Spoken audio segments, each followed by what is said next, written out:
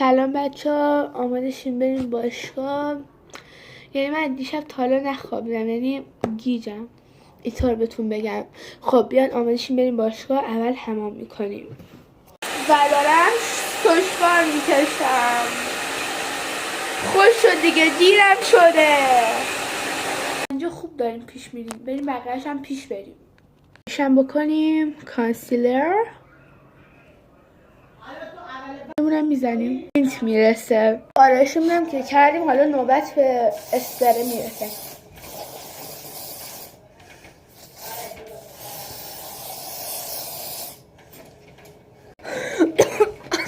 کفشامونم میپوشیم دیگه، گورمونو گم کنیم بریم که دیرمون شده.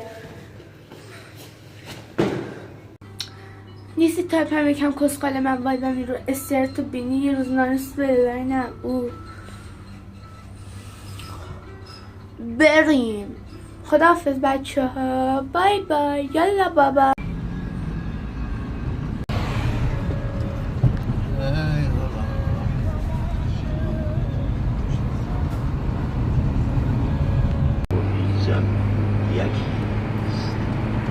از او است خداوند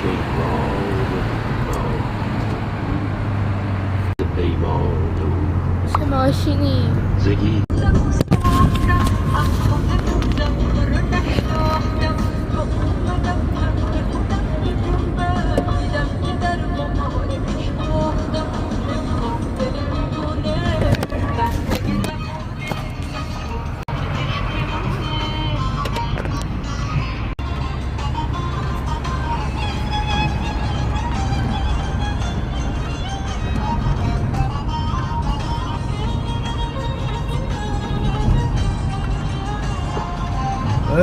yavaş.